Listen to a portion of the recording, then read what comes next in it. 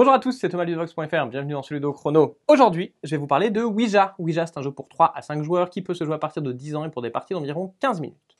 Ouija, c'est un jeu de lettres dans lequel vous allez avoir des cartes en main sur lesquelles on va avoir des lettres. Il y aura des cartes pour les différentes consonnes et des cartes voyelles. Une carte voyelle peut remplacer n'importe laquelle des voyelles. Vous allez jouer ces cartes les unes après les autres et il va falloir essayer tous ensemble de composer des mots. Mais lorsque c'est à vous de jouer, si jamais vous ne pouvez pas rajouter de nouvelles lettres pour continuer le mot en cours, eh bien vous allez avoir des points de pénalité. Si vous avez trop de points de pénalité, vous aurez perdu la partie. Néanmoins, il sera toujours possible de bluffer en rajoutant une lettre, même si vous ne pensez à aucun mot, et espérer que les autres joueurs ne s'en rendent pas compte. Alors voyons voir comment ça va se passer. Et bien tout d'abord, on va distribuer à chaque joueur une main de 7 cartes. Il y aura tout d'abord 6 cartes qui viennent du paquet qui est ici, donc avec les cartes consonnes et comme on l'a vu, les cartes joker voyelles. Et chaque joueur aura également une carte Ouija. Cette carte Ouija, c'est un joker qui peut remplacer n'importe laquelle des lettres, pas uniquement les voyelles. On aura ensuite une succession de tours. À chaque tour, il y aura un joueur qui sera le premier joueur qui va commencer un mot. Pour cela, il va choisir une des cartes de sa main et il va la jouer face visible. Il faudra qu'il pense à un mot, n'importe lequel. Moi, par exemple, ici, je vais penser à bille. Je ne vais pas dire ce mot, je vais le garder dans ma tête. Si jamais on m'interroge, si on me demande à quel mot je pensais, je pourrais répondre. Une fois que j'ai joué, je vais pouvoir compléter ma main pour avoir de nouveau cette carte. C'est à la joueuse suivante de jouer qui va devoir rajouter une carte par-dessus la mienne pour former un nouveau mot. Par exemple, ici, elle va rajouter une voyelle parce qu'elle pense, par exemple, au mot boîte. Elle a joué, elle va piocher pour compléter sa main. On passe au joueur suivant qui va jouer ici une carte et qui rajoute un T puisqu'il pense au mot bateau. On rajoute une carte dans sa main pour qu'il y ait toujours cette carte. On passe au quatrième joueur qui continue à jouer, qui lui aussi va rajouter une voyelle parce qu'il pense lui aussi au mot bateau.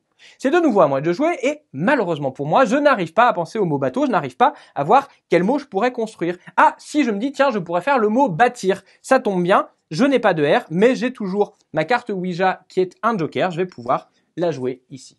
Je complète ma main, c'est au tour de la joueuse à ma gauche. Et la joueuse à ma gauche a le même problème que moi. Elle n'a pas d'idée, elle ne voit pas comment continuer les mots qui sont ici. Elle ne pense ni à bâtir, ni à bateau, et ni à aucun autre mot. Elle va alors jouer une carte de sa main, et il se trouve qu'elle va la jouer en bluffant. Elle espère que personne ne va se rendre compte qu'elle joue une carte sans avoir de mots en tête.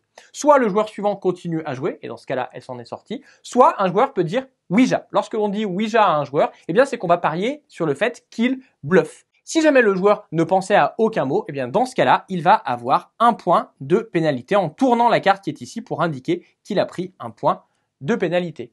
En revanche, si jamais le joueur ne bluffait pas, s'il avait bien un mot en tête que l'on peut reconstituer en regardant les cartes les unes après les autres, eh bien dans ce cas-là, c'est l'accusateur qui va avoir 2 points de pénalité.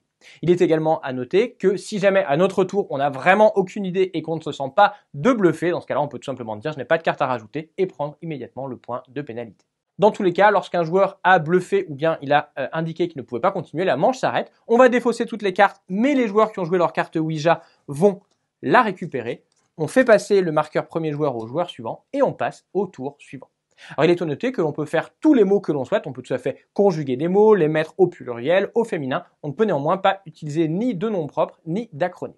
On continue ainsi jusqu'à ce que les joueurs petit à petit tournent leurs cartes et lorsque j'arrive au niveau 3 que je dois passer au niveau 4, je vais retourner la carte pour arriver au niveau ici bien dérangé.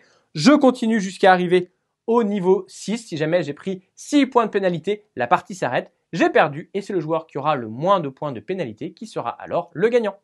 Il est à noter qu'il existe une variante dans laquelle, au lieu de jouer les cartes les unes sur les autres, vous pouvez les jouer les unes à côté des autres. Cela aide par exemple les enfants à voir toutes les cartes et avoir une meilleure vision, de ne pas faire travailler leur mémoire pour pouvoir trouver les mots à construire. Ouija, c'est donc un jeu dans lequel il va falloir faire preuve à la fois d'imagination pour voir les différents mots que l'on peut faire avec les lettres qui sont proposées et aussi un petit peu d'astuce pour réussir à bluffer les autres joueurs. Voilà, vous savez presque tout sur Ouija maintenant. À vous de jouer et à bientôt sur Ludovox.fr.